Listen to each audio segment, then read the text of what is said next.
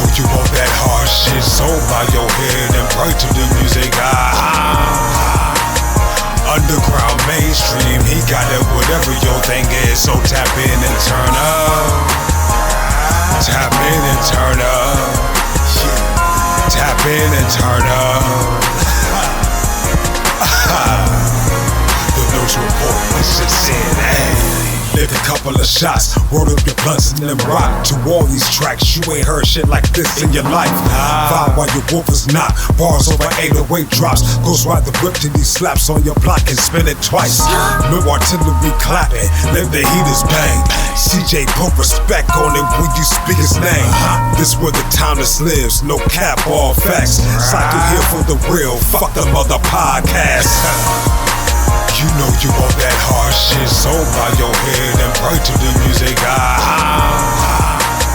Underground, mainstream, he got it, whatever your thing is, so tap in and turn up. Tap in and turn up. Tap in and turn up. The Noize Report, this is in,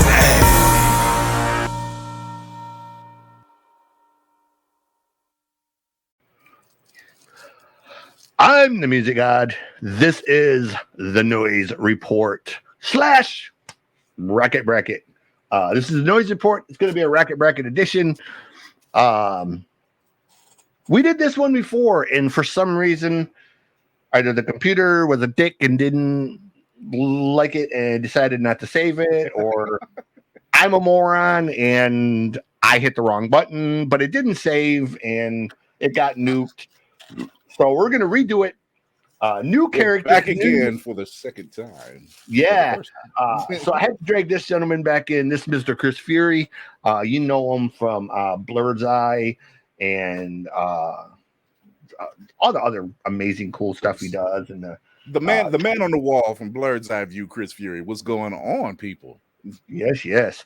So we made a whole new bracket with really, really random comic characters, Marvel, DC, and or other stuff, possibly even Slapstick against Howard the Duck. Let's try it out. It's oddly enough, about 85% of these I know. There are a few names that I am not familiar with, so hopefully you are. And I'm going to throw the names out. This is going to be his bracket, though. So with that said, we're going to bring the bracket up. There's 64. We're going to start right off the top. First one, Jim Hammond versus Lex Luthor. Jim Hammond, good old Human Torch. The first one, of course. Against Lex Luthor, I'm going to have to go with good old Lex. And this is why. Jim Hammond's an android. He doesn't really know his place in the world. But he is the Human Torch. He has fought alongside Namor and Captain America. Along with his sidekick Toro, which, yes, that was a kid that was also on fire. Don't ask questions. But Lex is always... It's Lex. It's freaking Lex Luthor. Like he's the Teflon Don. He can pretty much figure his way out of it. He's no idiot. He's an actual genius. You know, everybody sees him as the businessman. I'm like, Lex was a scientist before he became a businessman. You know, so I'm going to give it to Lex. Anytime he can literally want to, face down the world's strongest person with no regard, why the hell not? So I'm rolling with Lex on this one. All right. The next one, we have Morpheus versus Deadpool. Ooh. That could be such a yes. One's a god, one's unkillable, I guess you could say. Or both. I think I'm gonna say Morpheus is from the Sandman series, right? Yeah. Morpheus is from the Sandman series. I'm gonna say an irreverent tie. It will probably, I would say tie, but see now I'm thinking just because of how Deadpool is, Deadpool will probably win by default on the simple fact that he would just, Morpheus is just kind of like, I really don't have time for this. You know, you know what I mean? He's just like, I don't have time for this. I'm bored. You know, right? He's like, I'm bored. Whatever. He's like, I win. He was like, I don't care. I can actually see that kind of unfold. So I think Deadpool by I don't even want to say submission. Yeah. It's just by default. Deadpool by I don't give a shit. You're right. He's like, this is all not right. what I'm here for. Your next one is Deathstroke versus Darkseid. Oh, Darkseid. Deathstroke versus Darkseid. Okay. Yes. That is Darkseid. That will be a nice ass battle. But I'm going with Darkseid. Okay. I'm going with Darkseid. It will be a nice battle, and I say that because Deathstroke has faced off against Batman. Yeah, and that's a hell of a fight. That's a hell of a fight. I know Deathstroke is supposed to be super. Yeah. That, as a matter of fact,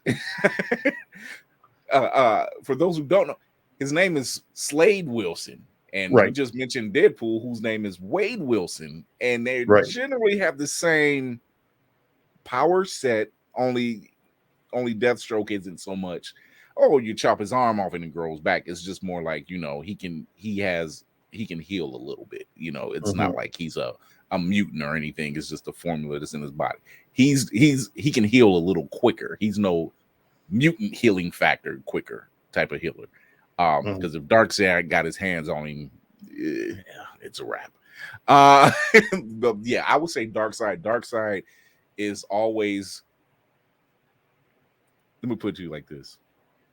There are two people, living and dead, that you would not want to cross and wouldn't fare against, that wears feminine clothing.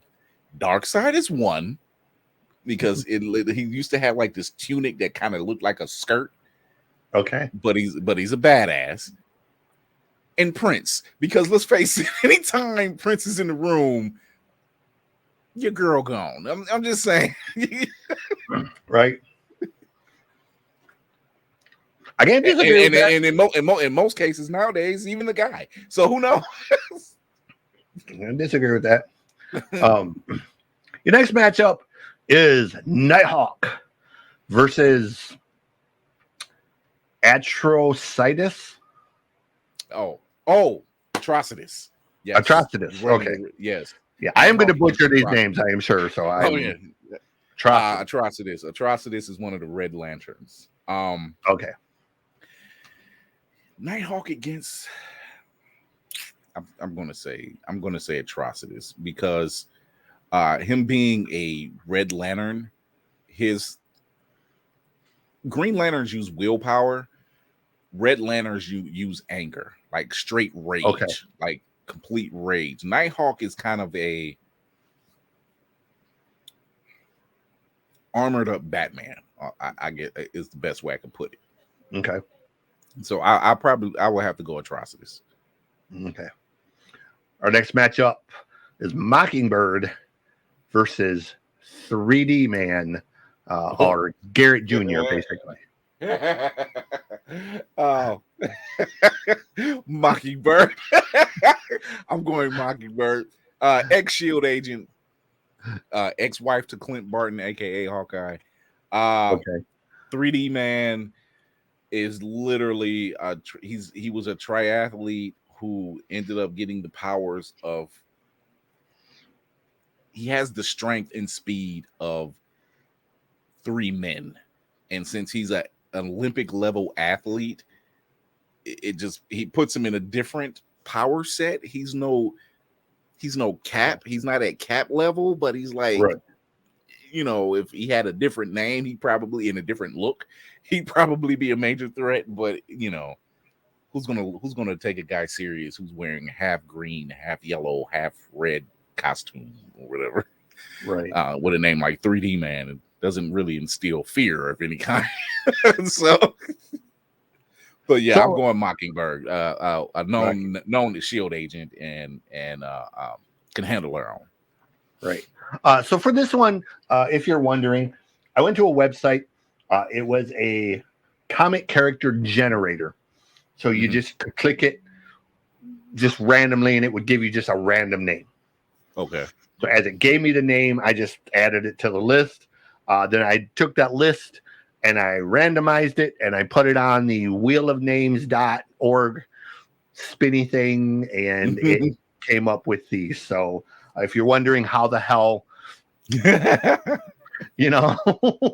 random names are being messed up. No, I like the randomness because it was like when you say Atrocytus, and then I'm like, oh yeah, we going random. And when you said 3D Man, I'm like, oh, we're going random, baby. I like that's why I said, like, the last one we did. I mean, it was the super powerful, really well-known ones.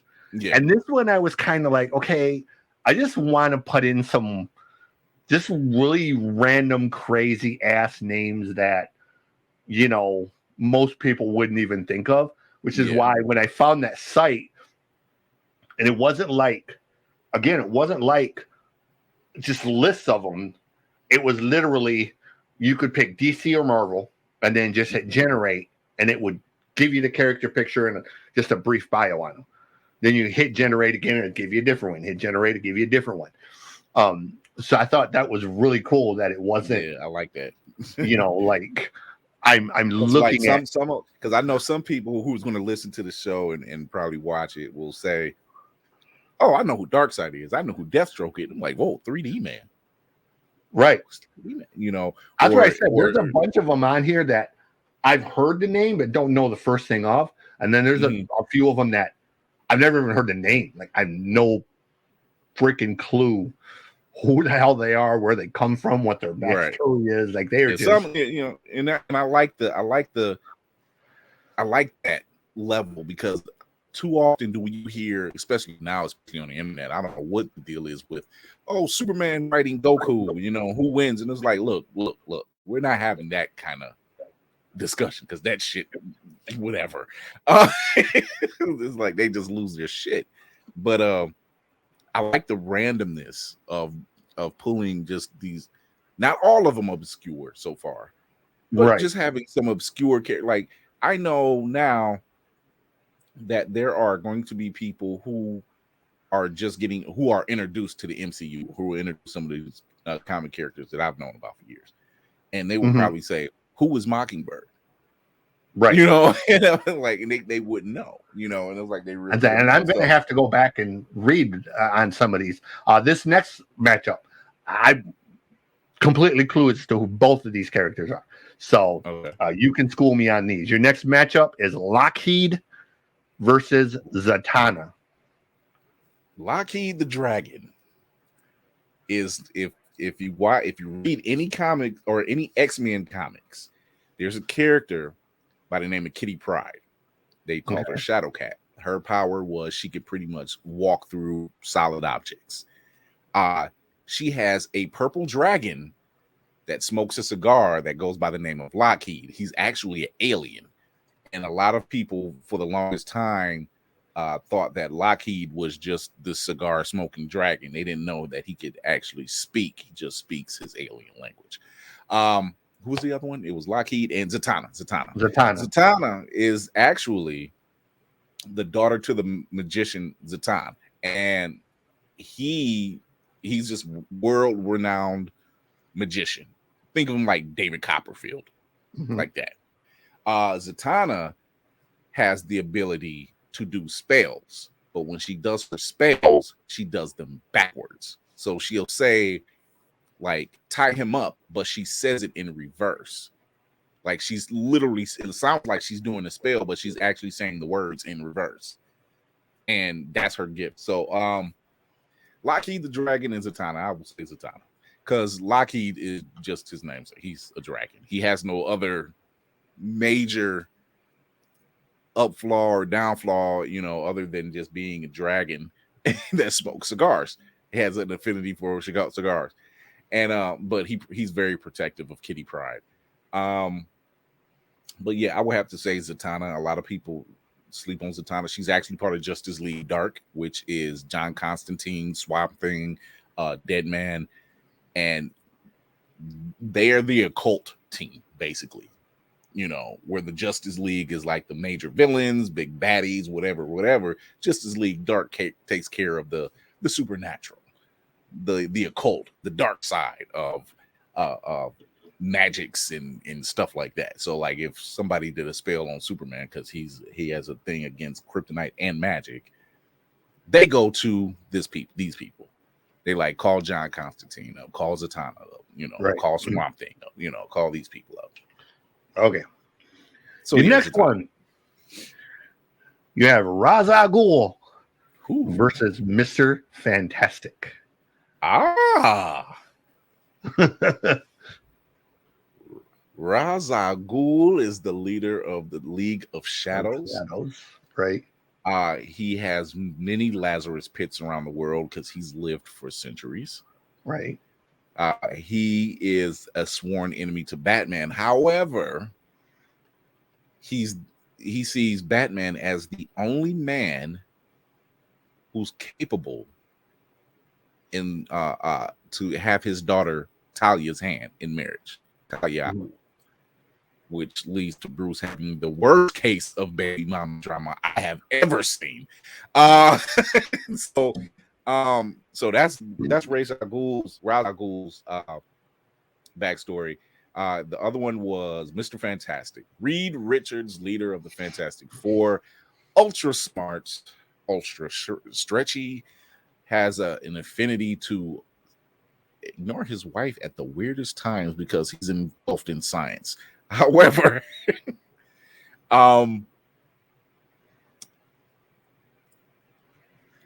Reed likes to use his brain a lot to stop bad guys. Raz, I wouldn't say he's unkillable, but Reed wouldn't kill. Raz would.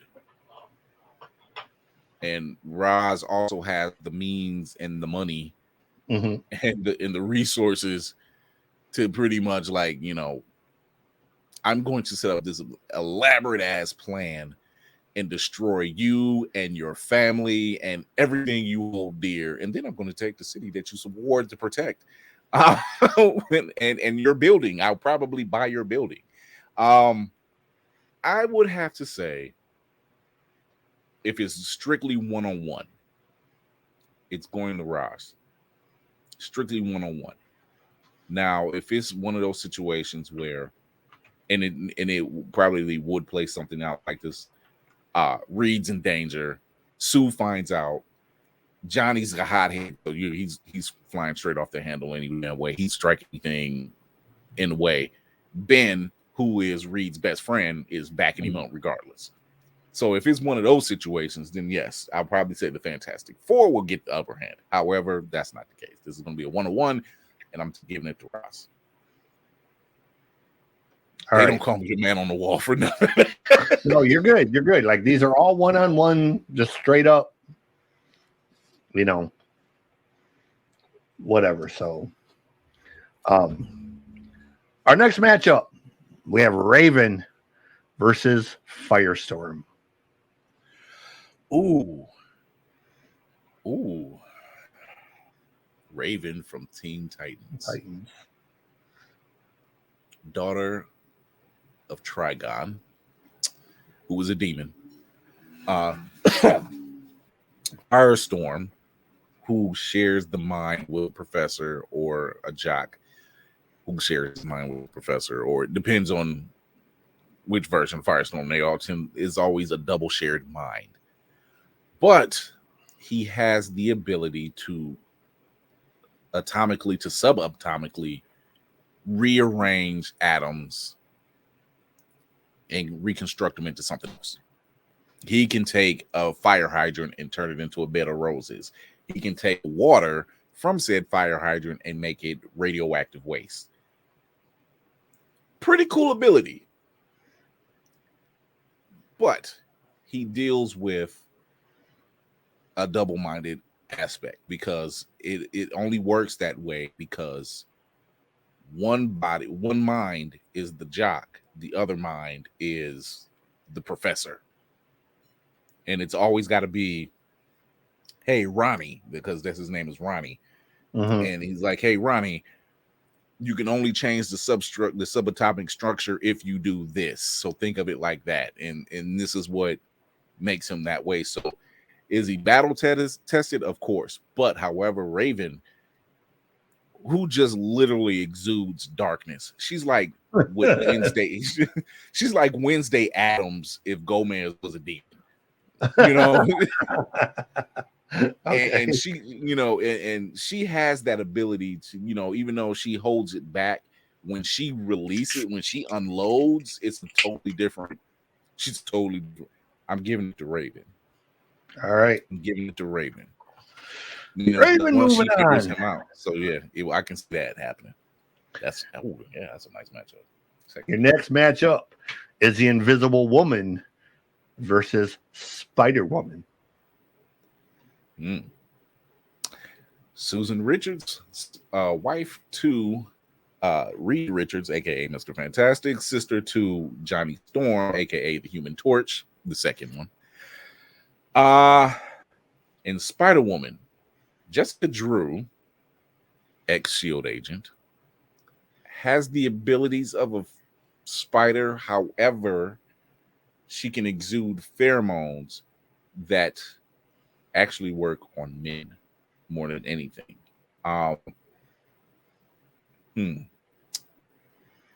Susan against Jessica.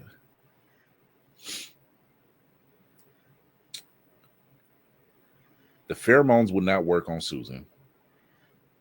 Jessica's also a Shield agent. She was a Shield agent at one point. Susan has, over the years, learned how to take her constructs of, you know, turning things invisible, bending light and stuff like that.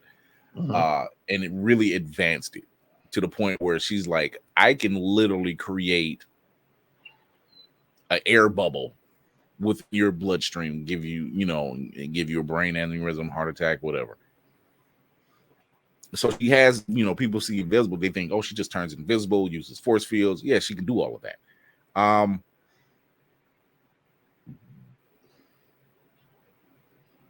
Both of them are mothers. I'm gonna have to give it to also.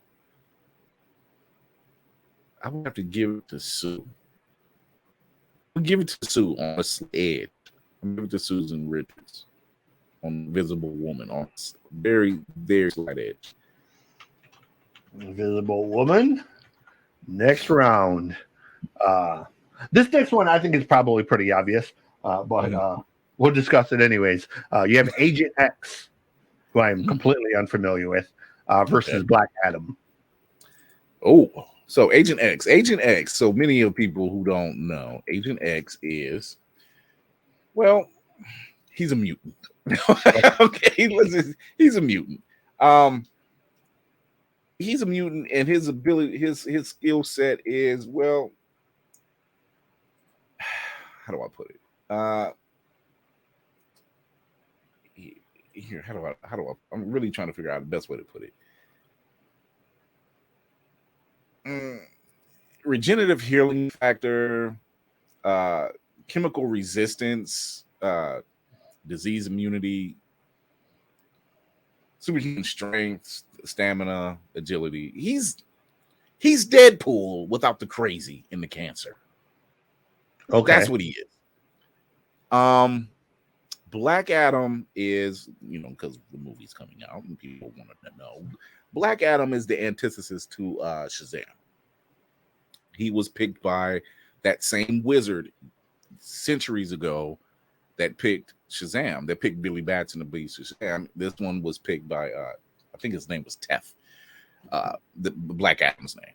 And he was generally picked because he was Egyptian, or from the Egyptian region, I should say. And his people were obviously enslaved and everything else, and he was given the powers of the wizard Shazam, and he took revenge on the slave owners, the people that were keeping them captured. He operates more on a revenge level. He has been on the bad side a lot because he feels like get your enemy killed and done, which puts him on the side of, puts him opposite of Superman, of saying, yeah, we don't kill. Black Adam's like, no, you wipe them out. They don't bother you anymore. You've taken out the opposition. And Shazam's pretty much just like Superman, or Black Adam is like Shazam. He's strong, flight. He really has no weaknesses. I'm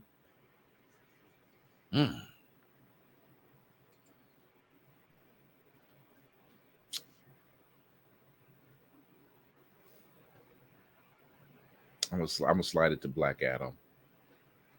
I'm gonna slide to Black Adam because he just, he's very ruthless. Right. He fights, and even though Agent X is the same way, he has that mercenary style of fighting. Like I said, Black Adam is going to kill. There's nothing big about, you're the enemy, I'm taking you out. He's like, I'll rip your head off, I'll rip your spine out. So yeah. Next one is Medusa versus Songbird. Medusa is the wife to Black Bolt of the Inhumans. Her only ability is her namesake. Her hair, it has long red flowing hair, and it acts as an extension of her grabbing things and throwing them around. And that's kind of it. Songbird uses hard light and sound to create constructs and can fly.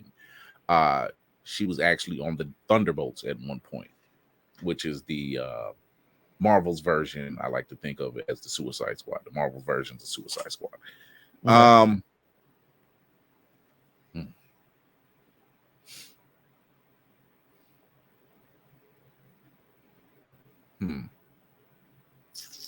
gonna give it to Songbird.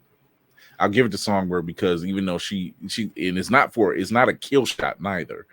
It's just, her being an ex-villain and saying, okay, I need to play dirty type of situation. That I could see her kind of like, I need to play dirty. I'm not trying to kill, but I need to play a little dirty to get this done. Awesome. These next few, I really like these picks because they're some of my favorite characters. So your next matchup is Gorilla Grodd. Oh, Gorilla Grodd. Oh, yes. Gorilla Grodd versus Sinestro. Ooh. I like that. Yeah, I really like that when I was like, ooh, that's gonna be an ugly battle. Like that's an extremely ugly battle. Gorilla Grodd is the enemy to Flash. Right. He's just what he is. He's from Gorilla City, which is a hidden city somewhere in Africa, and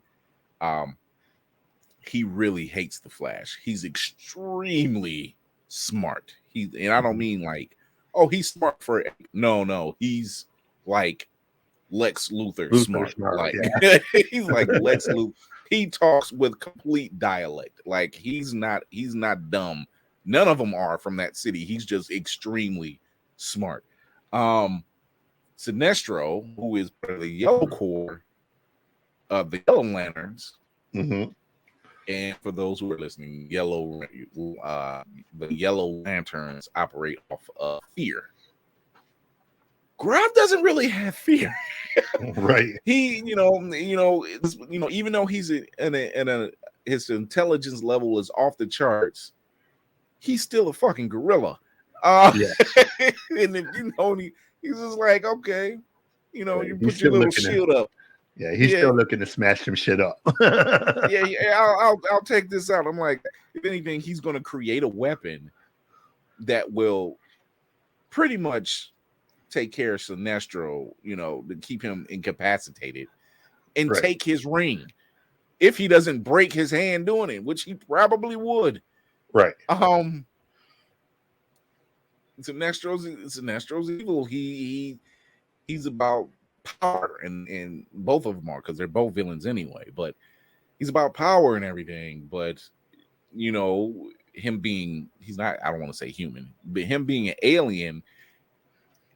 If he's anything like the humans, he's probably going to underestimate him. He's like, oh, a gorilla, really? You know, and not realize, oh no, you're up against something totally different.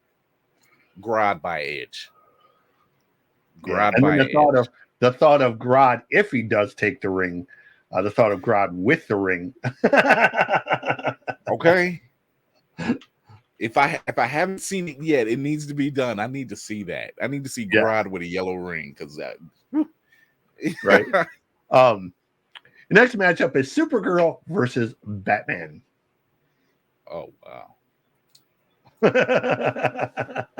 Here's the thing. This has kind of happened once. Okay. This is Darkseid actually, Kara Zor-El wiped her mind, had him under her control. So he made her one of his Furies for a while. Clark and Bruce, Batman is man, go to stop Darkseid and get his cousin, or Supergirl, to kind of like, hey, snap out of snap out this shit. Mm-hmm. Batman against Supergirl. He's going to have the same contingency plans that he has for Superman. Kryptonite rock, Kryptonite lays brass knuckles. Okay. You name it. He's gonna have it. So she is affected by the same. She's affected by the same. Okay. And knowing Bruce, he can be a little dirty too. He probably, try to use a spell. He's like, I learned this spell because I know that magic messes. Even though she's not an actual Kryptonian, she's from the sister planet, but they have that same ability. He's like, Constantine taught me this spell, and that kind of type of thing. And he's like, the only thing with Supergirl is she's just an edge stronger than her cousin. But she's much like her cousin, where she doesn't want to hurt people. She doesn't want to kill. Mm-hmm. It's Bruce. I'm giving it to Bruce. People are going to say, like, what? I'm like, I'm giving it to Bruce because whatever plan he has in place for Clark, he's got a plan in place for Kara Zor-El. He does. He just does. And I'm not saying he's not coming out unscathed. He's going to have some broken ribs, busted knuckles, whatever, but not without making sure she's at least knocked out. Right. So, going with the bat. Yeah, I'm going with the bat.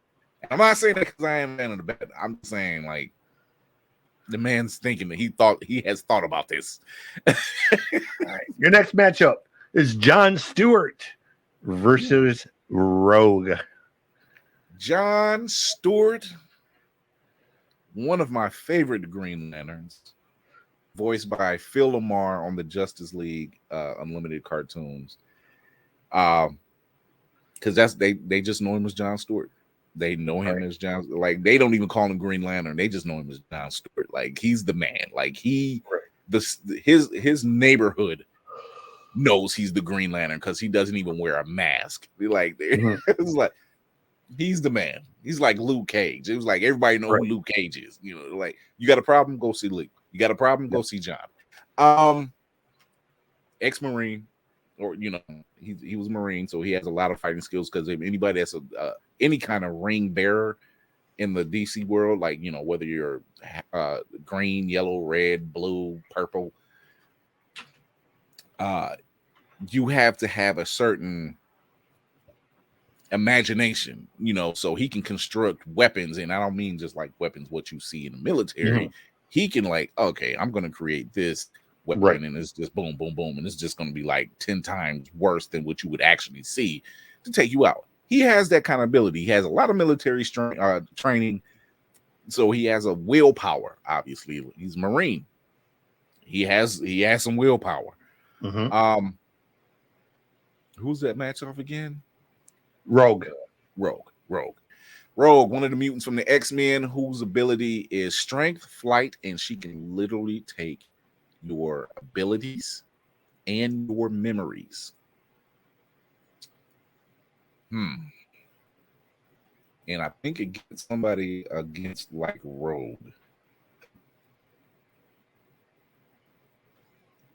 Because if she touched you long enough, she can actually make you pass out. She retains your abilities, which for her against Jon would just be pretty much how he used the ring. Because he has no other superpowers other than the ring. I'm as much as I love Jon Stewart, I'm giving it to our Southern Belle, giving it to Rogue, Rogue it is. It's kind of a it's a brute force meets brute force type of situation. Last couple finishing out this side. You have Dr. Manhattan versus Puck.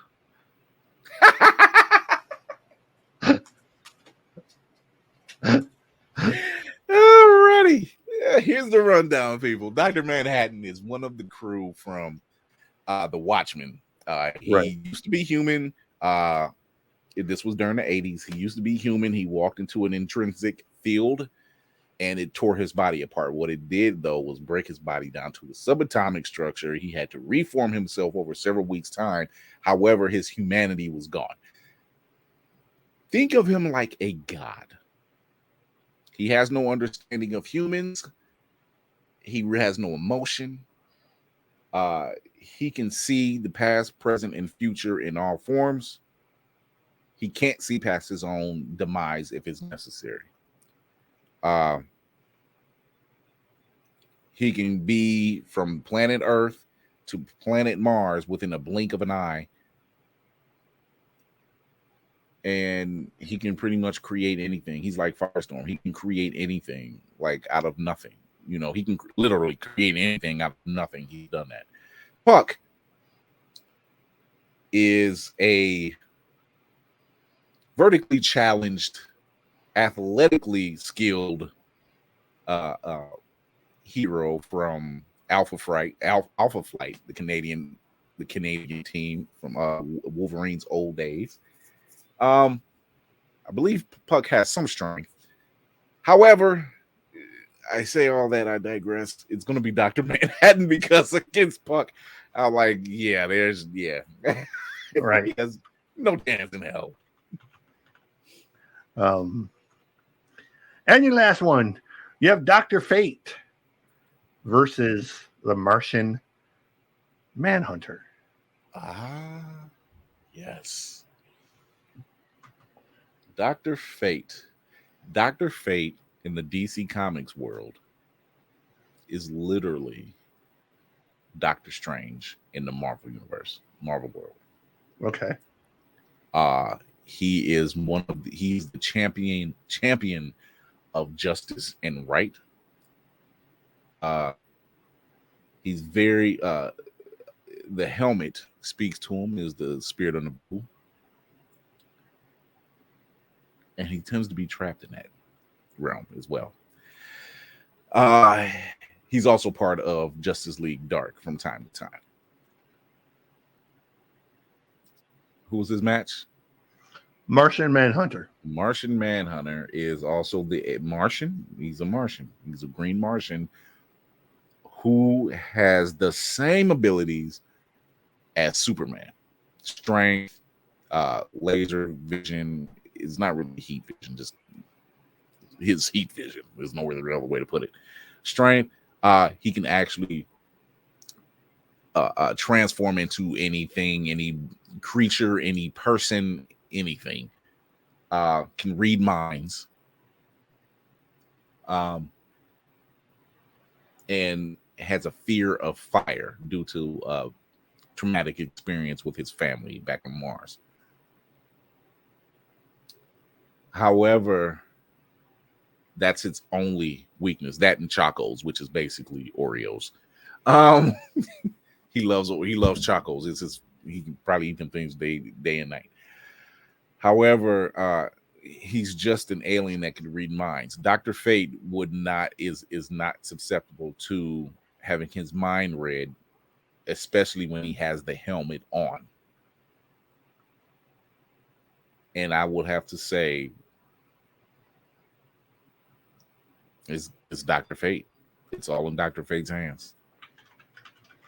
Dr. Fate it is. So that's your first round matchups on side one. Move on over here to side two, because we got some really killer ones over here on side two. I'm going to enjoy this. Your first one, you have Wally West versus Slapstick.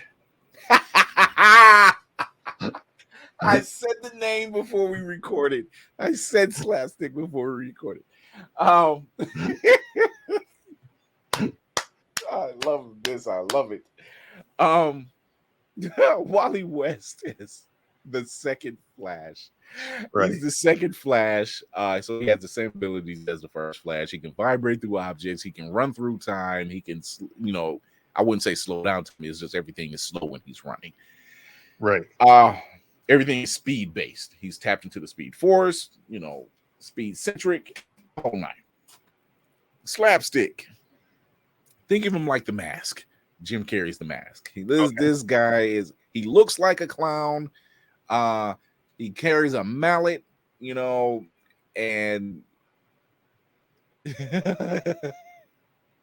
he can be an annoyance. Is basically what it is. It's all like just pulling things out of anywhere and just doing anything, and can't die.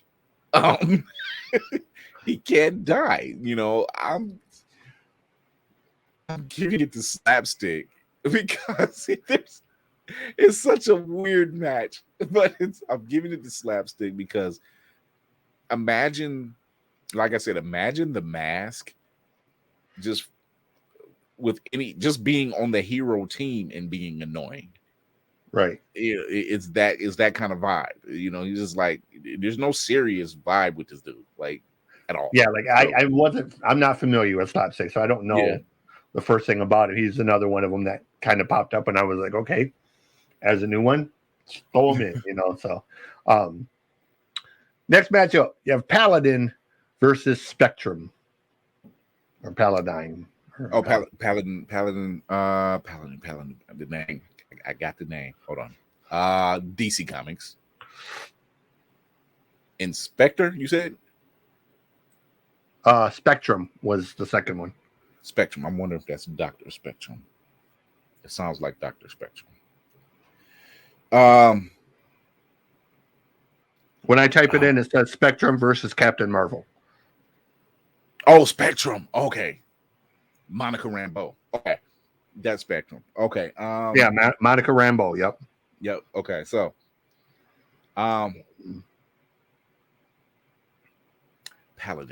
Paladin's skill set is very. I'll put it. I'm gonna pull up something real quick because he's a mercenary. Without even me looking it up, he's a mercenary. She's a badass. Spectrum. It's Spectrum, hands down, because she can energy absorption, generation, and manipulation ability to travel at speeds up to the speed of light, while in her energy form, convert her body into any form of energy within the electromagnetic spectrum, and travel in energy form through the vacuum of space. Yeah, Paladin was on what was that team? It was like it wasn't a Thunderbolts, but it was another offshoot team. But yeah, he's not really high on the marker, and he's a mercenary. He uses guns as whatever. You got Monica Rambeau, who can literally turn into light of any form, energy of any form. Like I've seen her go into the eyeball of somebody because light travels faster than the blink of an eye.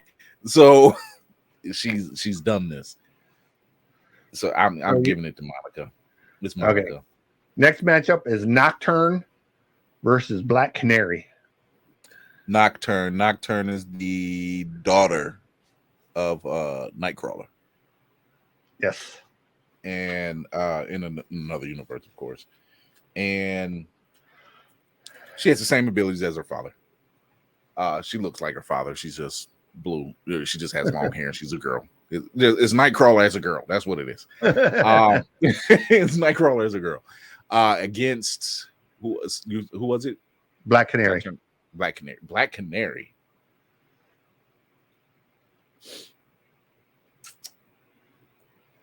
Dinah Lance. Black Canary, who can use sound as her weapon, and she's a skilled hand-to-hand fighter as well. Nocturne is much like her father, which means not only can she transport or bamf from place to place, she's a skilled sword fighter as well, like her father. That's actually a good match now, because here you have two skilled hand-to-hand combatants. The upset balance would be, can Nocturne transport herself from one side of the room to the other without getting hit by a sonic wave from Black Canary? Right. That's the key. And then in that case, can Nocturne get the drop on Black Canary from behind while she's doing said sonic scream? Very much a toss-up. But I'm going to give it to Black Canary based off of experience. Okay. Static versus Carol Danvers. Ooh, wow.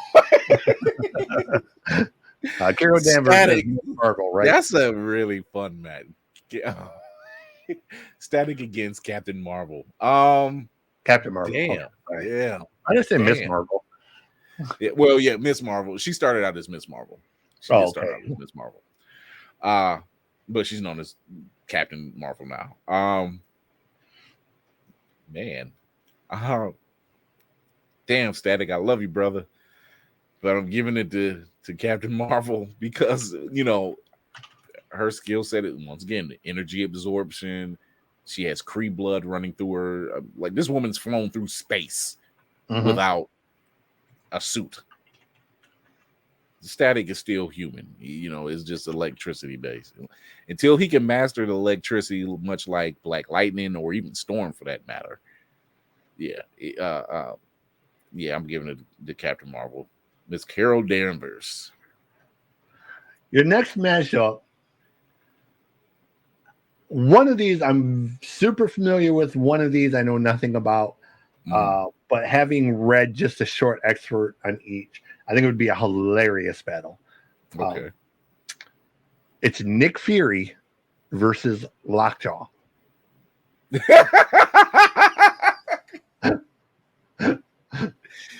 Oh my goodness.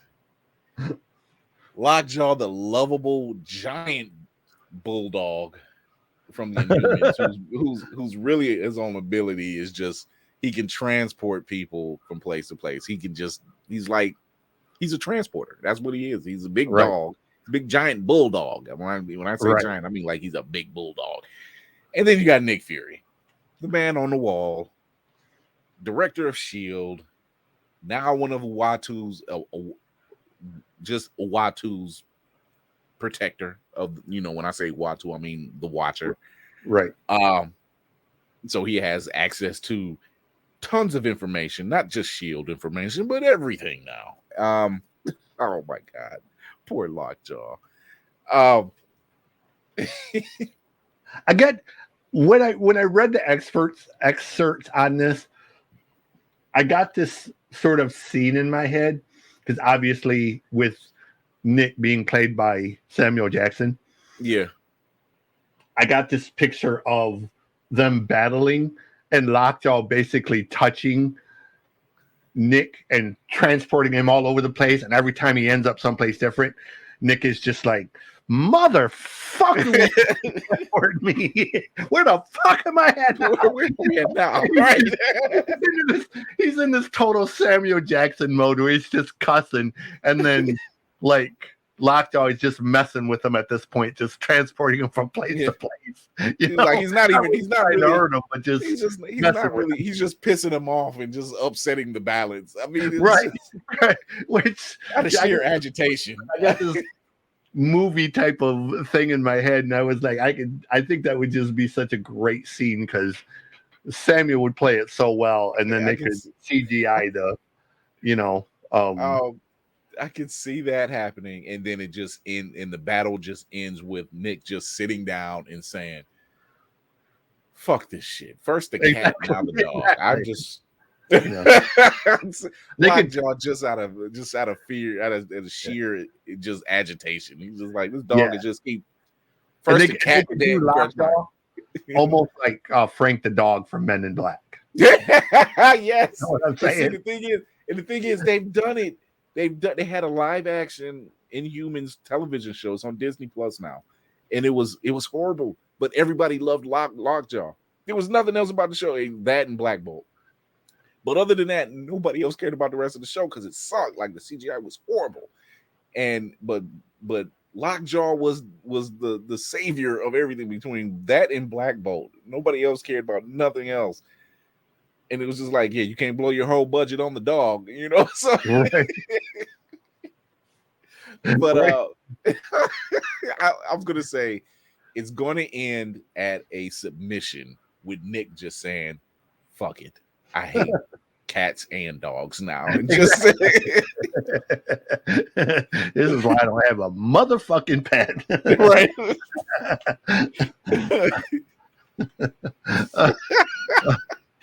I seen a video early, and this is completely off topic, but it made me laugh in that same type of way. They were interviewing Danny Trejo, and he was sitting there eating a taco, and they were giving him fan questions, and one of the questions is, "Why do you always die in the movie?" And Danny smirks, and without missing a beat, goes, "He's like, cuz." He's like, "I'm in a hurry to get to the bank to cash this fat ass check they're paying."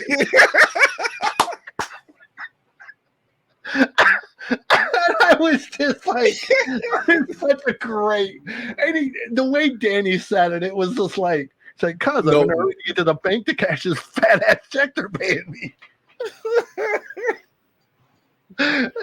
I like that. I like that. Yeah, I was like, it was so awesome. It's like, like Danny and Sam are both kind of they're so natural without even trying. They kind of ooze that. Yeah. He's like he's just good to have on set. Like what the hell? Yeah, like they make people laugh without really even trying to make people laugh, There's a show that I watch. I'm actually finished watching. It's called What We Do in the Shadows. Okay. And there's an episode because it's about vampires that stay in Staten, New Jersey. Right. Staten Island, New Jersey. Right. So the premise is this particular episode, they didn't do it, but the Baron dies, which was like he looks like Nosferatu. And they were gone and the board fell off the window while they were gone, and he was in the cellar and the sun shone in and burned him alive. So they have to go to this vampire council because now they're on trial for killing one of the oldest vampires, even though they didn't do it. Mm-hmm. There's this big elaborate dance because the silk and there's lights and it just looks gorgeous. The trial, the people that were putting them on trial was every vampire actor or actress that you've seen in every movie, and Danny Trejo was one of them. Oh no. And Wesley Snipes was on Skype, and they were just like, Danny Trejo's character was like, we can't trust him. He's a vampire killer. And Tilda Swinton says, well, he's half vampire, so his vote still counts. And he's like, he killed my cousin. So it was funny. Yeah, I've seen that show on occasion. I don't know a ton about it, but I'll see an episode here or there. Hilarious. Your next matchup, I think you're going to really like this one. You're going to laugh about this one. Considering the context of what is all going on in the universe and everything. You have She-Hulk versus Black Lightning.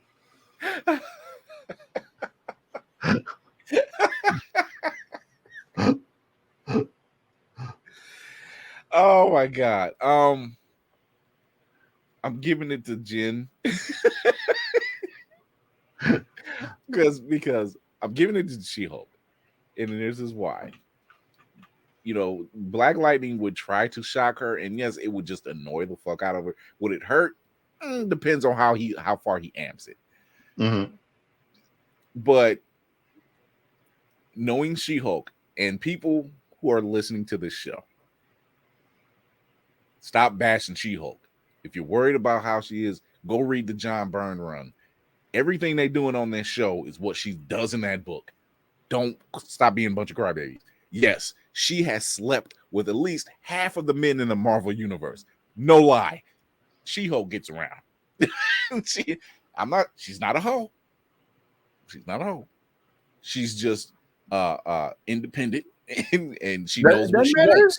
I mean, hey. And she's very and besides, if a She-Hulk came up to you and wanted to sleep with you, you're gonna say no. I mean, death by snoo. Like what the hell? I can't think of a better way to go. Hey, hoes need love too. I mean, ain't gotta get it from me, but they gotta get it from somebody. I mean, somebody, right?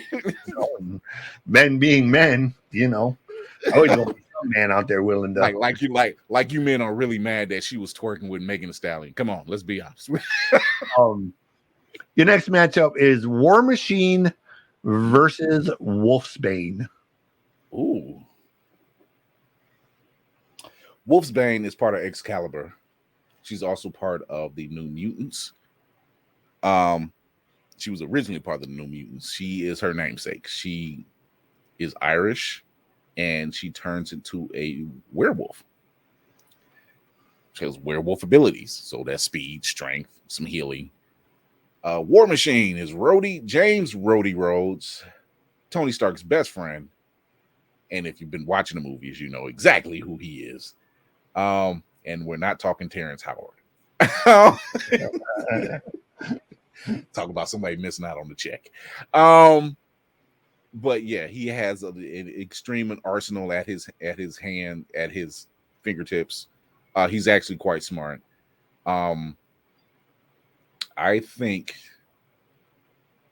unless Wolfsbane can slash through the armor, which I highly doubt, because the only thing that's getting through that armor is adamantium, and if anything, she's probably going to scratch it. If anything, I'm going to say War Machine.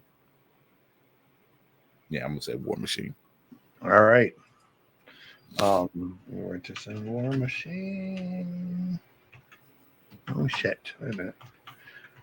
Learn to type, dummy. Your next one, you have Starfire, who I'm completely unfamiliar with, versus Wonder Woman. So Starfire is her name's actually Coriander. No lie. Coriander. That's her name. Starfire is actually part of Teen Titans. She's an alien. She has orange skin, curly frizzy hair, almost like a black woman. That's how she was designed in the beginning. Strong, extremely strong, flight, pretty much invulnerable. Uses like almost stun blast, fire blasts. Hence the name Starfire. Wonder Woman for those living under a rock, is literally the daughter of Zeus, one of the great warriors of the Amazon tribe. Speed, strength, flight, depending on who's riding her. We're not talking the invisible jet, but mostly flight. Lasso that's unbreakable and can make people tell the truth. I think based off of just the sheer battle tested, because Wonder Woman is a warrior, and she doesn't hesitate. She doesn't hesitate to go for a killing blow if necessary. Mm-hmm. And Starfire doesn't have that same kill factor, I guess you could say. I'm gonna say Wonder Woman. Okay. Your next one is Mimic versus Crypto. Oh, the dog. Yeah, we ended up with like two super dogs, basically. Oh, poor Crypto. So Mimic is also an X-Men, and his namesake is just that. He can pretty much turn into anything or anyone. He doesn't have any super strength. Other than he's like a male Mystique who just doesn't push it to the next level. He doesn't push it to the next level. Like, he could very well be a very good spy, but he's very confused about himself. Crypto, Superman's dog. What more do you need to know? It's just literally Superman's dog. Same abilities, same weakness.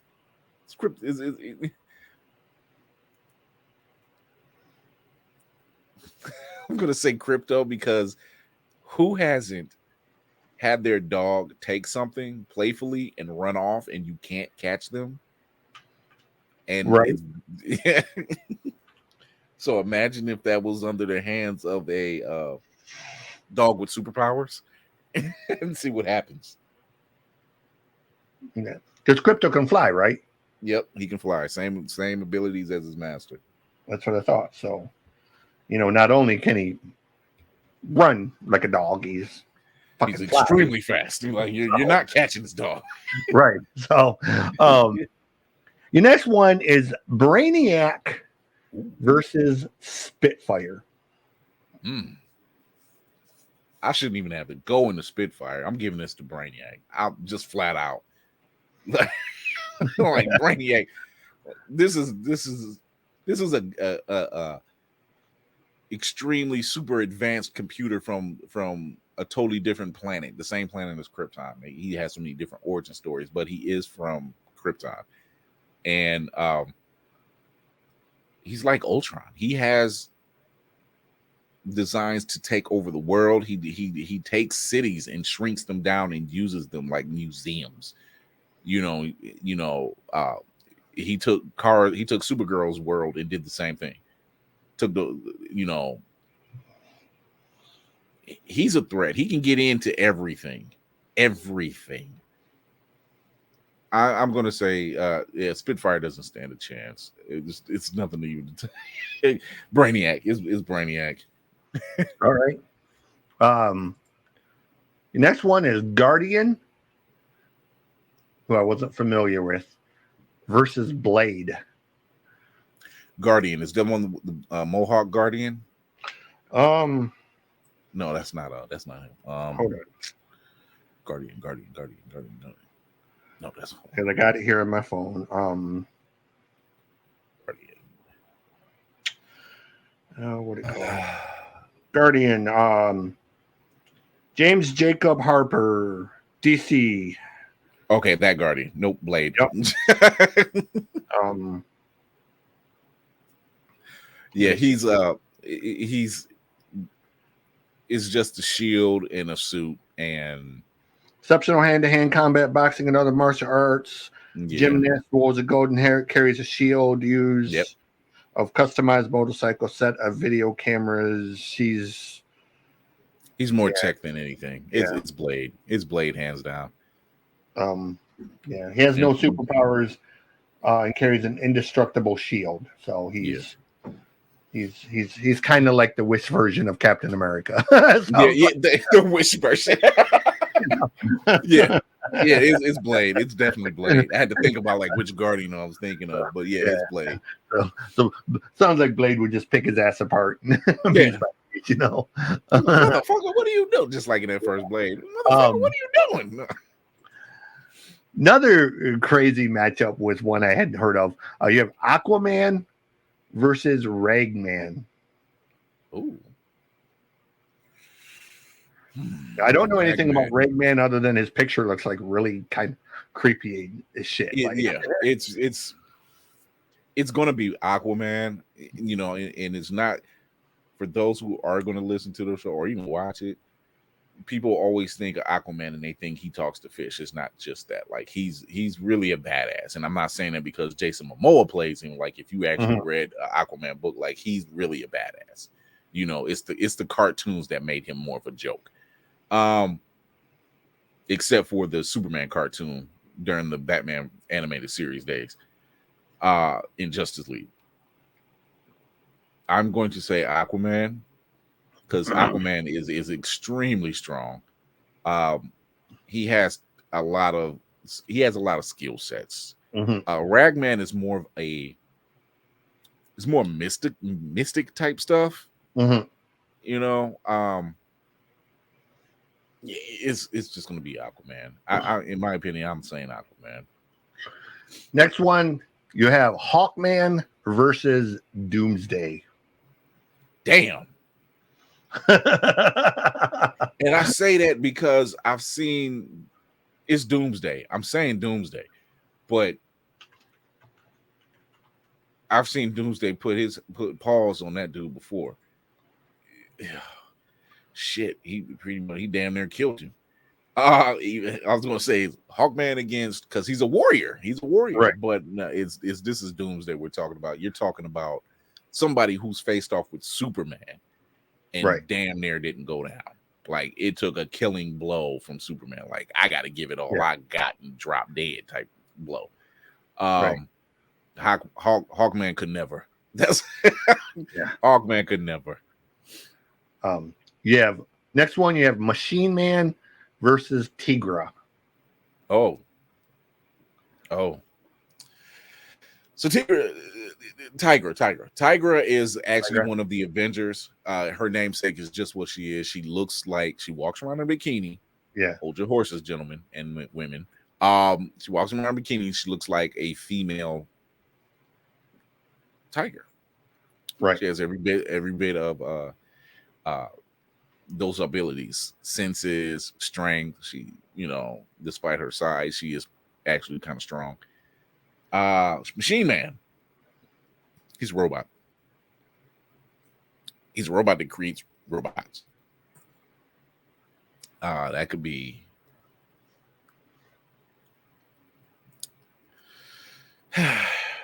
he could be like Brainiac, but he's not. But he's not. Right. Like, so he could be there, but he's not. So yeah, I'm giving it to Tigra. I'm just giving it to Tigra. Just give it to Tigra. All right, your next one, you have Lobo versus Mantis. Aha, Lobo. I'm giving it to the main man, Lobo. Mantis is actually, if those who have watched Guardians of the Galaxy, she's the one that's like, she's the empath. That's kind of her only deal. She's an empath. Okay. Unless she can literally get her hands on Lobo and make him either go to sleep, feel sorrow, which he probably wouldn't because because he's a psychopath. So. Yeah, anybody that kills everybody on their planet of his race, and it's like I just want to be the only one, and he's a bounty hunter. And like Lobo, Lobo is bounty hunter, intergalactic, exactly. So I'm giving it that. I'm giving that one to Lobo. Just I love every time he's portrayed. Every time he's portrayed on animation, it's fun. Yeah, I like I said, I really want to see a Lobo movie, but I just I've seen so many pissing matches between people of who should play Lobo, and the one name that constantly comes up is Jason Momoa, and I was like, okay, well, you can't have him be Aquaman and Lobo. So Lobo, like he has the look. Let's just face it, he has the look. He has the gruff. He has the look. One of the names that I think, because I know the maybe the skin color thing might come into play. But I think he has the mouth, the attitude, and everything for it. And one person I constantly think of when I think of Lobo, I think of Triple H. Ooh, because he does have the mouth for it.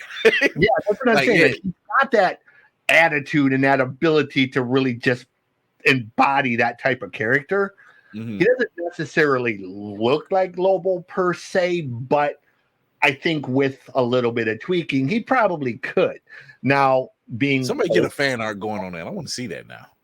Yeah, obviously being a little older now, do you really put Triple H in that? Because could he play it long term, especially with his heart condition now? Yeah. So probably we're talking DX Triple H. We're talking DX Triple H. See, that's the thing with Lobo. The thing with Lobo, if you're going to portray him in a movie, it's not just the looks. You got to find the person who has that edge. Because Lobo has to be portrayed as just an all-out fucking psychopath. Like, you can't half-ass this character. Like, you got to go into it full bore. Like Heath Ledger went into Joker, and the way that Hardy went into Bane. Like, you got to play the character and just commit to it. And this is why when I look at Jason Momoa, I can, especially after you've seen him in Justice League, the way he plays it in that bar, and like he just doesn't give a shit. He came in like he saved fishermen, but when he came in there, he just like threw them on the table, drank their beer. It's that edge. So if you took that kind of attitude and just amped the fuck out of it, you're gonna have Lobo. But that's what I'm saying. Like, you got to have somebody that's going to commit to it. Like, you got to have that almost Samuel Jackson. I don't give a shit. Type of dedication to just play the goddamn role. Like, you can't half-ass it. You can't just do it for a paycheck. Like, you really got to turn the switch and commit. That's why. And people were saying, like, when they said Momoa, they were like, yeah, he looks the part. But then when you actually see him in certain role, you're like, I can actually see him doing it. Again, the problem with him being Aquaman, though, exactly. How you having him playing two characters that are associated within the same universe. So same universe, right? He's kind of out of the picture now. Is there, Roman Reigns? I kind of go to Roman now, and it's like, Roman might possibly, if he really commits to it and cranks it up, possibly could do it. I mean, him and Momoa, I think they're family, if I'm not mistaken. Hell, probably. I don't think there's so many of them that's connected, and they're like literally bloodline. Samoans on this earth that aren't related. Yeah. So, moving on to the very last one, you're gonna like this one, and this is gonna be one of those battles for the ages. This is gonna be down, dirty, nasty, probably destroy half the fucking earth. You have Swamp Thing versus Silver Surfer. Damn. Protector of the green against a cosmic entity. And this is where they get things just a little different. When they see Swamp Thing, think it's just he has control over plant life on Earth. Right. No. He has control over plant life, period. Doesn't matter the planet, doesn't matter the unit. He can tap into it because he has that connection. Silver Surfer is a cosmic. He was, I don't want to say man. He wasn't a human man. He was an alien man. Okay. Who was tapped by Galactus to be his herald, to find him other planets to feast on, to feed their energy off of. He was given a surfboard. He was given cosmic abilities, which means when heavy shit goes down in space, they tend to look for, he's like one of the ones they put on the list, like, we need to contact the surfer. he can get somewhere really fast, and he has the strength to do it. However, he has a very, and they both do, really.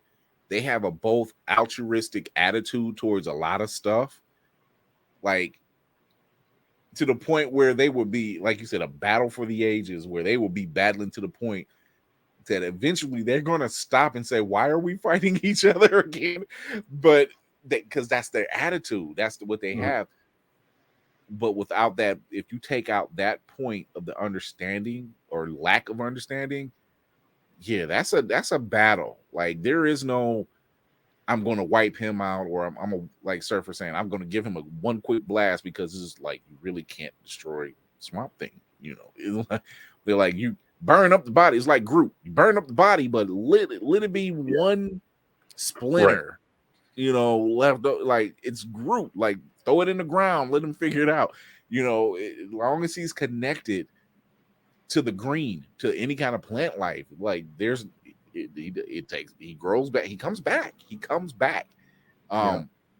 Silver Surfer, who I can't think of a time right now off the top of my head where the cosmic ability was taken from him. His board has been broken in half, and it shocked him, but it was able to form back up again. Him and the board are one, pretty much. Man,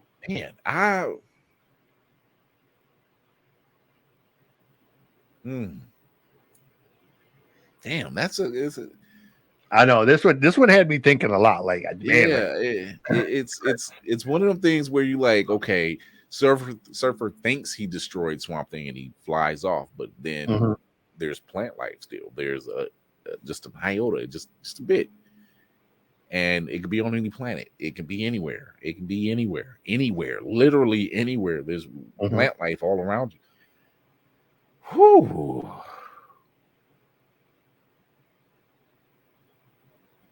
I'm gonna have to call a tie. I can't see really a victor in terms of not coming back. You know, like, they're done. You know, done. Like I said, Surfer can give him a hell of a blast and figure he's done, fly off, and then he goes to another planet and boom, there he is. Yep.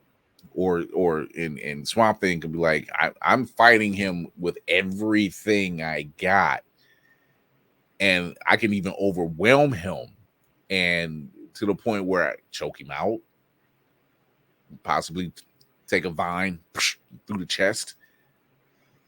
Doesn't really take him out. It doesn't kill him. It's right. You know, you immovable object against an unstoppable force. That's what it becomes.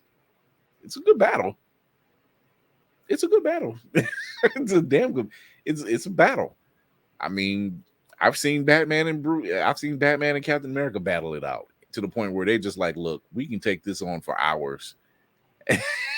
Like, we got to get to the bottom of why we're fighting. It's one of those situations. So yeah, I'm saying tie. I gotta say tie on that one. Man, that's. So since we don't have a winner for that one, we gonna wipe them off the thing. And wild card round. That means Lobo will advance from that round for the next one, because Lobo will sneak through while these two are still battling it out somewhere. That sounds about right. Lobo will get impatient and say, "Fuck you, I'm moving on to the next round and forget y'all." Right. So moving back in the other direction, you have Tiger versus Doomsday. You have Aquaman versus Blade.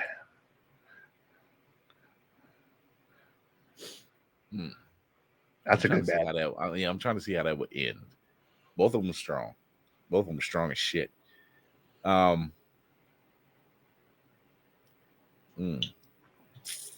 Blade is more underhanded, though. Yeah, and that's where I'm leaning towards. I'm like, there's no fair fight with Blade. Right. Like, there's no fair fight, really. I'm gonna have to say Blade. There's no really like no fair fight. Like, yeah. Yeah. Obviously, this one is kind of a given. You have Brainiac versus Crypto. Brainiac. Brainiac. Wonder Woman versus War Machine. Wonder Woman. Wonder Woman. You have Lockjaw versus Seahawk. I'm gonna say She-Hulk because she's just gonna charm the fuck out the dog.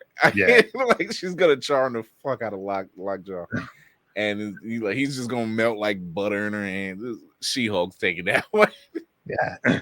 Carol Danvers versus Black Canary. Carol.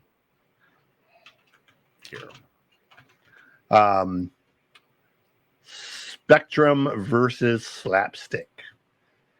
I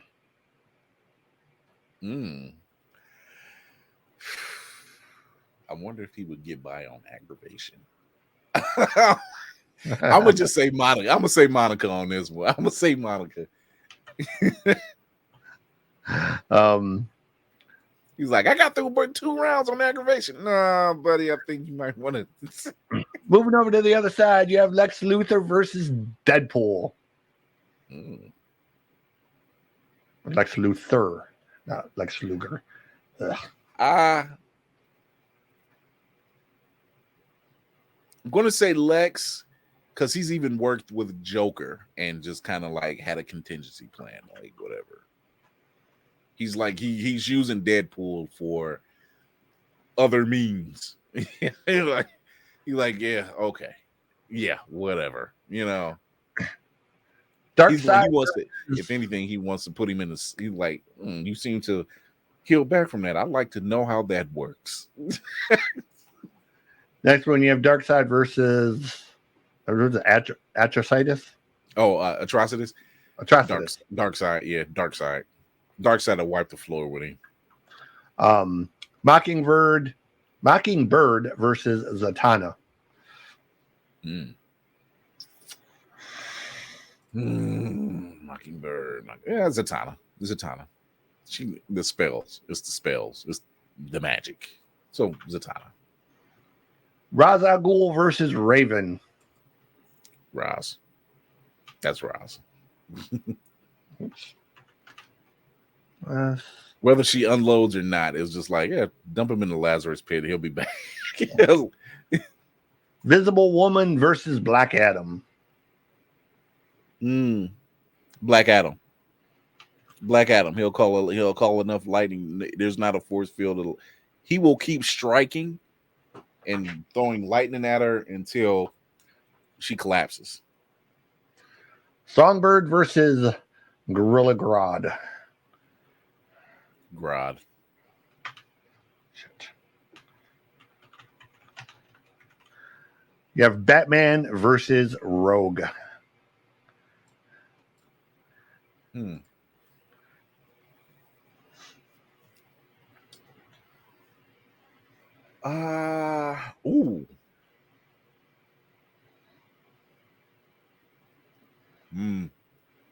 They're gonna go nuts when I say this. Batman, and here's why. The minute Rogue touches her hands to him, she'll gain his abilities. She also gains his memories. And all that dark shit he deals with might be too much for her to fuck with right there. He has some traumatic shit. Yeah. Like, you're mad that Mystique was your adoptive mama and she treated you like shit. This dude's got daddy and mommy issues and every baby mama issues and every damn thing. Yeah. He's got some issues.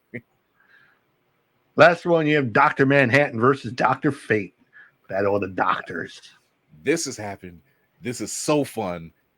Oh God, I'd love to see this happen again because it can go either way. But I'm gonna go with Manhattan. Oh my God, I would love to see that. I would love to see that battle. So we're going to move back up in the reverse order from the last time. Dr. Manhattan versus Batman.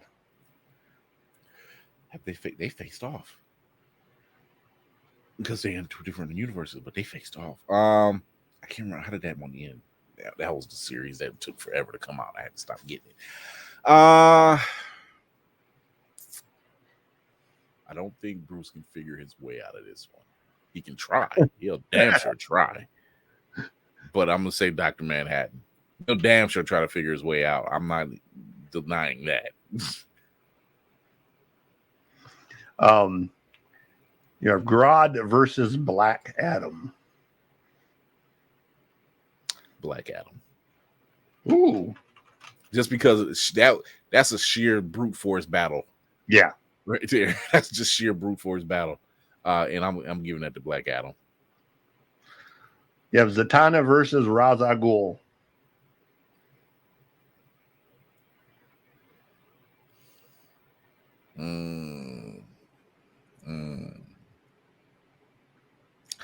I'll say Zatanna. Yeah. And for shits and giggles. Lex Luthor versus Darkseid. Not only have these two worked together, it never fares out for neither one. Oh, they actually have worked together. Because they're both smart. One's a genius, but they're both smart, and they both don't trust each other. They're gonna use each other to the means that they need it to, but they're gonna have an ulterior motive.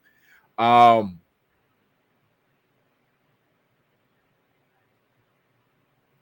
gonna say Darkseid by knockout. Because he's going to be impressed with Lex's intellect. He's going to want to keep him around. He ain't going to want him dead. Moving over to the other side, we have Spectrum versus Carol Danvers. And this as well has happened. They've actually fought. Yeah, I was looking at the thing and they saw that it was part of the series. All right. Monica versus Carol. Carol versus Monica. I think just off of sheer experience as far as military experience, I'm going to give it to Carol. They've been on this. They battled it out before, like not as enemies, but just fighting over the name. But they've even been on the same team together. Right. You have Seahawk versus Wonder Woman. What guy wouldn't want to see this for the wrong reasons? Right.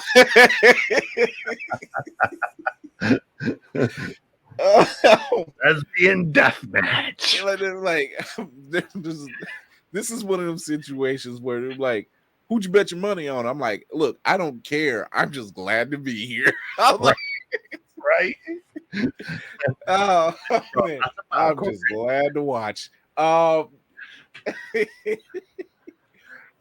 my god, that can be, but it can be a real good toss up because you have Wonder Woman is damn near on Superman's level. She-Hulk's damn near on her cousin's level. So, and those two have fought. She-Hulk or not Hulk and Superman. So this has become one of those situations where you do have an immovable force, unstoppable object type of situation. Whoo.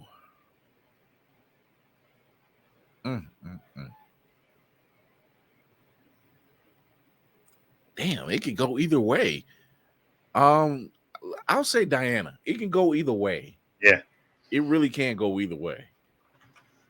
Yeah, I was thinking Wonder Woman just because she got the weapons. Yeah, it can go either way. She got the bow and arrow. She got the shield. She got the. Unless Jennifer goes full out, right? Unless she Hulk rages, right? That's the only thing. But then she loses control of herself when she does it. So, yeah, Diana. I have to say Diana.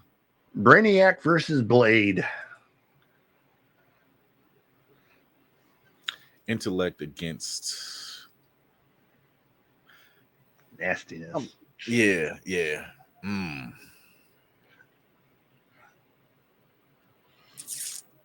gonna say Brainiac. It's a very weird battle. I'm gonna say Brainiac.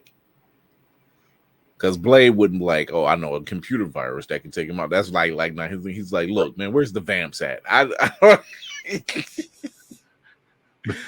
Blade would just find the building it was in, blow the whole goddamn thing up to the yeah, ground. he was just like, walk away. Like, oh, yeah. You have Doomsday versus Lobo. Lie. This Damn good match. That's gonna be a fight. yeah. They tearing down some shit. Oh my god. They are not lit up. Those two, yeah, they're not lit up. Yeah. Doomsday by knockout. But Lobo strikes me as the type like he lay there for a second. Hey, you bastard! I'm not done with you.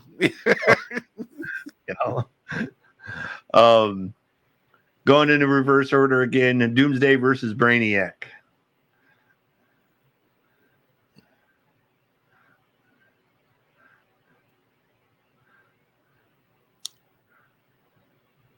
Intellect and brawn.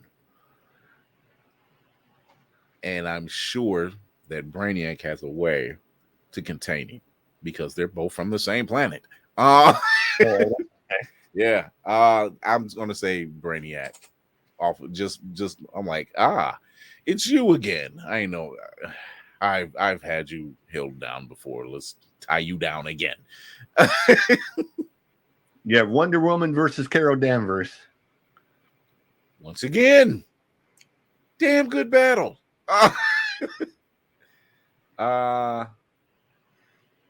We'll give it to Carol. Ooh. Yeah, we'll give it to Carol. Because that's a good, but that's a like Diana against She-Hulk. Once again, damn good battle. Okay. So you got your final two on that side. You have Darkseid versus Zatanna. Darkseid. It's Darkseid. Something. Darkseid. And you have Black Adam versus Dr. Manhattan.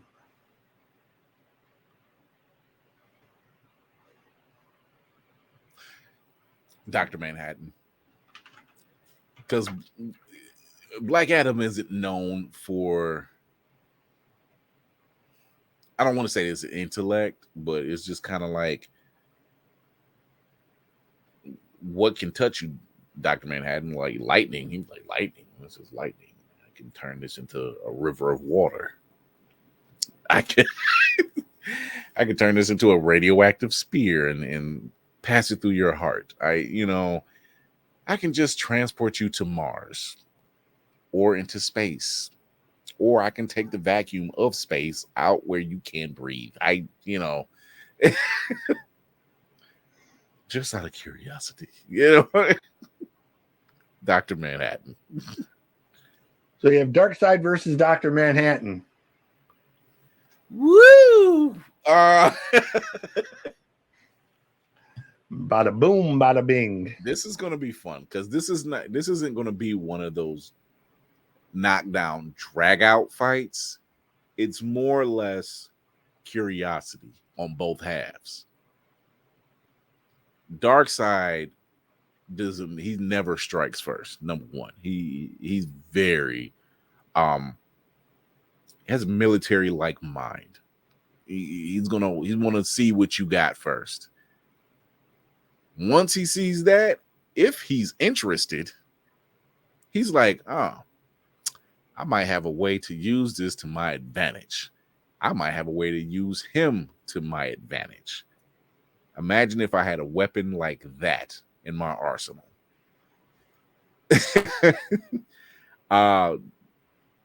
Dr. Manhattan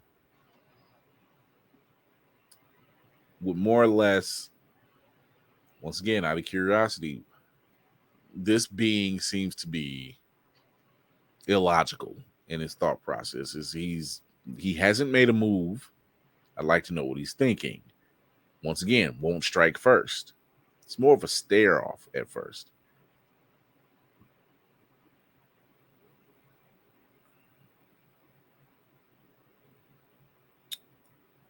And I've never really seen Darkseid lose.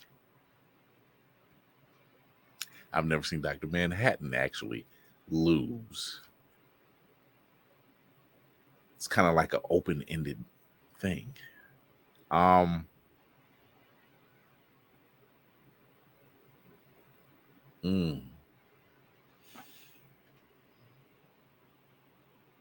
gonna say Manhattan.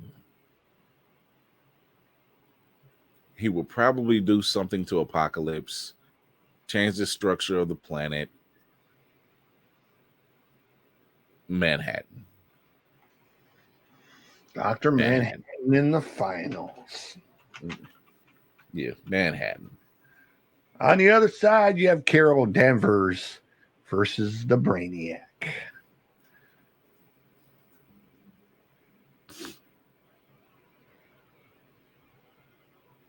Carol's brute force against intellect. She's not dumb, though.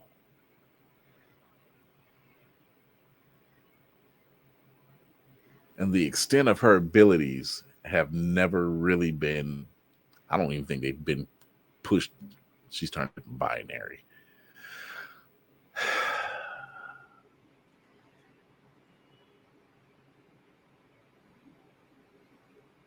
Although it would be interesting to see the intellect of two minds going against each other.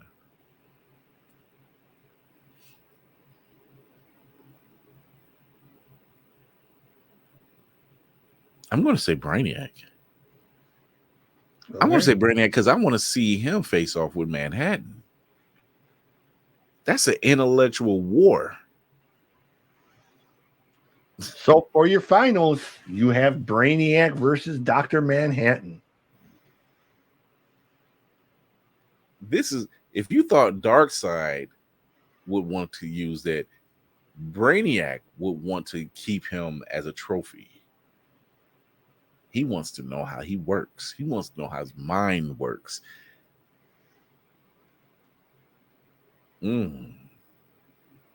Manhattan would obviously, he couldn't fall for, Brainiac would try to create, if it's anything like Watchmen, and Ozymandias created that machine, he knew he couldn't destroy Manhattan, but he knew he could deter him long enough. It will be one of those situations. Brainiac can't destroy Manhattan. He can, however, steer him away long enough. Because he's kind of an unstoppable being. Mm-hmm. But that doesn't mean he would necessarily win.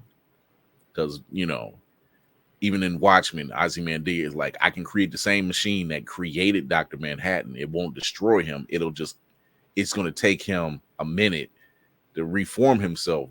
That doesn't mean it killed him. And that's what exactly happened. I'm giving it to Manhattan. And your winner of this edition of the greatest all-time comic characters, or we can call it Battle for the Ages, or just whatever you want to call it. These were our 64. This is how we figured it out. This is how this gentleman figured it out. Dr. Manhattan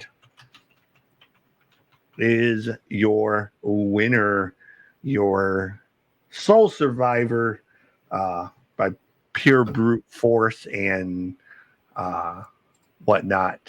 It's the whatnots for me. So, again, these were all just randomly picked off a website. We put them all into a list. I randomized the list, then I put it in to wheelofnames.org, I think it is, or wheelofnames.com.net, something like that.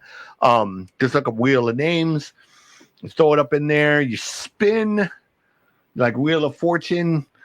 You slap them on the board, and you get what you get. One little thing we call it the racket bracket. This is Mr. Chris Fury, and I believe before we end this monstrosity of a show, He's going to tell you all the cool places that you can listen to him, see him, find him, you know, all that kind of fun junk, because he's all over the place doing all kinds of really awesome stuff. So for those who are listening or watching the show, my name is Chris Fury. I'm the man on the wall. Always bringing you the greatest in the latest in geek entertainment and entertainment as a whole. You can find me and my crew every Tuesday at 8:30 p.m. on Facebook, YouTube, and Twitch and Twitter. You can find us also on Thursdays at 9 p.m. on those same channels. You can follow us on IG, on Instagram. Go to Blurred's Eye View. You follow Linktree in the bio. Be sure to give us a like and subscribe on YouTube. Very much appreciated. Also, I do Fury's reacts and reviews that are strictly for YouTube. I'll be having quite a few coming up pretty soon. Whether it's going to be on She-Hulk, House of the Dragon, Rings of Power, hell, even a few comics. Nice. That's what I do. I'm a bombardment of geek information. So as you probably heard tonight, so you that's where you can find me at. Me and my crew, we're growing. Also, we're growing bigger and bigger. We're doing things for the website, getting things together so we can get that good and punched up for everybody.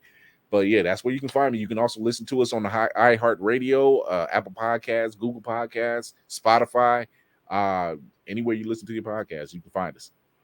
Nice. Yeah, I actually I started watching that Lord of the Rings thing. I need to go back and kind of rewatch them because I keep like sort of dozing off in the middle of them and then have to restart them. There's one thing you have to understand about it,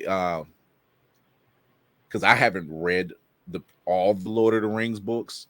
I just read like The Hobbit and Lord of the Rings, the trilogy books. But there's other books, but because Amazon Prime doesn't have the license to do or mention certain characters, this is kind of a gray area, but it's still good. It's a still good gray area. So yeah, there's only certain stuff they can really mention and talk about. But there's so much going on. So yeah, and I'm here for it. I love it. Anytime we can get this much kind of fantasy and everything else, it's fun for me. And as usual, being the guy who's always 10 years behind, I actually started watching the Teen Wolf series. Again, you know, I'm always 10 years behind. Don't worry. My son's pre-watching that series, so don't worry. He watched it from the inception. So yeah, I didn't really know it was a TV series. Like I know the movies from Michael J. Fox and shit, but I didn't know it was a series. And then I kind of started watching it, and I'm kind of like, okay. And I see it's got old boy from Green Arrow. Ray Fisher. Ray Fisher. Yeah. Tyler Hoechlin, who's currently playing Superman on Superman and Lois. You know, so yeah, my son watched it. He likes it. It's a fun show. Yeah, it's not bad. If you can get past the fact that it's not the Michael J. Fox version of Teen Wolf, you're fine. Yeah, I mean, to me, it comes off as very CW-ish. Like, it kind of fits in there with the, with the Vampire Diaries and the originals type of. It was on, his original run was on MTV, so that it fits the bill. Right. So it's not horrible. Like, I don't hate it. I probably, we'll get into it more as it progresses and I understand it a little better, but I don't know. It's not like not Sons of Anarchy or Justified, but it's horrible. Nothing's beating Justified. Jesus Christ. I know. That's some good stuff right there. Dude, there is something about Walton Goggins that he sells a smarmy role. Every time I see this dude, I'm like, you're not the good guy. That's the thing, whether he is or isn't. Even when he's the bad guy, like Boyd, like you were supposed to hate Boyd, but you couldn't not like him. Like he was just so, that one scene from Justified, where Michael Rappaport and him, and Michael Rappaport says that, and Boyd's sitting there eating a cheeseburger, and he just kind of looks at him. He's like, I've been accused of being a lot of goddamn things in my life, but inarticulate is not one of them. You know, it's just the way it's delivered. He really does. You know, he's playing Baby Billy on the Righteous Gemstones, which is another great role for him. You know, I still have to watch it, but I heard about it and I've seen like a couple episodes here and there, and I'm just like, I got to catch up to this show. This show is amazing. I just watched the second season, and it's really a good show. Like it's such a great cast. It is for what they chose. Like John Goodman playing the dad, you know, and then Danny McBride. It was like, you have him as the oldest brother, being, you know, every character he's ever played is sort of that loudmouth, arrogant one. And then you have Adam Devine playing the youngest brother. Yeah. You know, the sort of metrosexual. And you have one playing the sister who is just kind of a big mouth and is always saying outrageous shit. And, you know, all of these great characters. It's, in a lot of ways, it's like Justified in the sense that the characters really make the show. Like it's, you know, it's a cast of people that they put together that are kind of, you know, the characters are bigger than the people playing them. Like they really, and then you have Walton playing that character, and he's playing the shit out of it, you know, this kind of whatever. And it doesn't matter what he plays, whether it's Hateful Eight or whether it's Justified or whether it's the Unicorn or just everything, you know, just he plays every character with that reckless abandon, and it's almost it's just a mark of a good villain. Like it almost makes me wish he was built like Jason Momoa or something, because he's got the type of acting ability that would make Lobo completely fucking outrageous. Like if he was 6'4" and 240, you know what I'm saying? Plus some long hair and Walton Goggins, and I'll guarantee you he would play the shit out of Lobo, man. Like he would make Lobo the most outrageous character you've ever heard. I actually want to see him do voice work for Lobo at this point now. I just want to see how that turns out. You know, like at this point, I mean, obviously being, you know, 5'9" and 165 pounds, he's never going to play Lobo, but he's got that type of, again, that character, that attitude, the ability to play that you would be looking for. You know, so I don't know. There's just I enjoy when I see it says something when you have a certain actor who can play a role, and no matter what you see him in, you're just like, you're owning that. You know, there was a time where a certain actor might be typecast in playing certain roles, but then we're in the age now where you're just like, no, that just fits you to the point. Like, what's his name? Bokeem Woodbine. We like to call him Evil Dave Chappelle. You know, it was like every time we see him, every time we see this dude, we're just like, yeah, you up to something, man. You know, like I think he's played a good guy one time in a movie I've seen, and I was shocked because I was waiting for the turn. I was just like, yeah, dude, you're no good. And then he was actually the good guy. I'm like, wait a minute, he wasn't crooked or nothing. Okay, never mind. Yeah, just I don't know. Like I said, like he was so good on Justified, he wasn't even supposed to be a character. Like he literally was only supposed to be in like 2 or 3 scenes in that first episode, and then he was supposed to die. Yeah, and he was so damn good. But that's what I'm saying. He was so damn good. The director's like, you know what? Let's just make him a permanent character, and he survived the whole thing. And as much as they want to say in this new Justified that's coming up, as much as they want to say he's not going to be a part of it, I don't see them doing 10 episodes without working him into that. Some kind of, be in there. Whether it's him visiting Boyd in prison or making a reference to him or something, Boyd is going to be a part of that some kind of way. You know, I can't see them not doing it. It will be a disservice. Yeah. You know?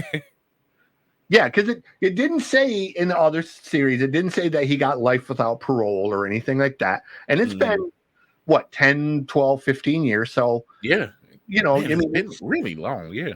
that's what I'm saying. So he could have served a good amount of time for, you know, because it was only bank robbery. Essentially, they really kind of got him on. Yeah. So, you know, at the end of the day, I mean, they're gonna work what's his face into it. The one, the blonde hair dude. Yeah. Yeah. They're gonna work him into it as a character because he's still part of the Detroit mob. So if you can work him into it, you have to work Boyd into it because that just it doesn't make any sense not to. You don't have to bring him like, why am I not surprised? And when he walks in the room, like, why am I not surprised? Right. Like there's gonna be something, and it's not gonna be telegraphed. I don't think they're gonna telegraph it. I think it's gonna be one of them genuine moments where, you know, it just hits him. Gonna walk into a restaurant, or he's gonna do something, you know, I don't know, but he's gonna just randomly come across Boyd, or thinks that he just randomly comes across Boyd, but Boyd is gonna have a very specific reason for being there. Like, you know, like he's gonna be behind or underneath this whole fucking thing, 3 steps ahead, like always, you know. Yeah. Because again, you have to have him. Like he's, you know, he started as this other character, but he kind of overtook the whole thing. Like, yeah, he did. That's what I'm saying. When he shows up, it's just certain actors just have that in them. Yeah, they may not be the leading man or the leading woman, but you know, when they show up, you're just like, this shit getting ready to hit the fan. I was like, there's a reason you're here, and it's getting ready to hit the fan. I just know. What I'm saying. Like, I don't think it's going to be. You always come to deliver. Yeah, and again, in this upcoming series, I don't think it's going to be Boyd makes a call to bring Boyd, or he calls to request Boyd's help, or any of that shit. I think, you know, Raylan's going to get into a gunfight or something, and then he's going to be driving away, and he's going to look to his left, and he's going to see Boyd sitting there drinking coffee, or it's just going to be some oh shit type of moment. Like, you're going to, and then they're going to kind of end the episode on it and leave you hanging for a week or two to really let you think on, okay, why the fuck is Boyd there, and what did he just have to do with this preceding whole situation, bullshit that Raylan barely got himself out of, you know?